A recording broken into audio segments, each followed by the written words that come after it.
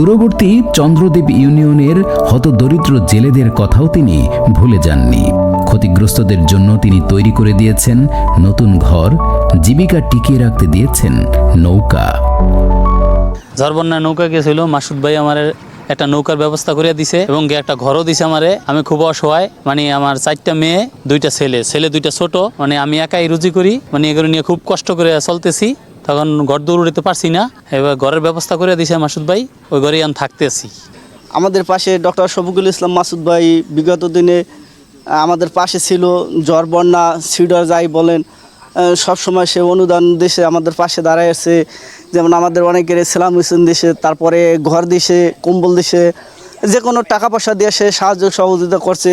অনেকে ঘর উঠাইতে পারে না, এদের টিন বিতরণ করছে। এটা মাসুদ ভাইয়ের নেতাকর্মীর মাধ্যমে এটা হয়েছে।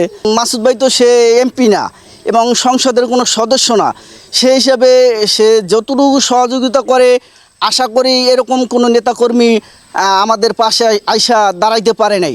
মাসুদ ভাই তো আসছে, দেখলাম কত অনেকগুলি ঘর দিছে, আবার কত গরিব গরিব মিসকিন যারা আছিল এ করে কম্বল দিছে। আর এখন মসজিদের জন্য কিছু, মসজিদ মন্দিরের জন্য কিছু আল্লাহর রাস্তে সাহায্য করতেছে।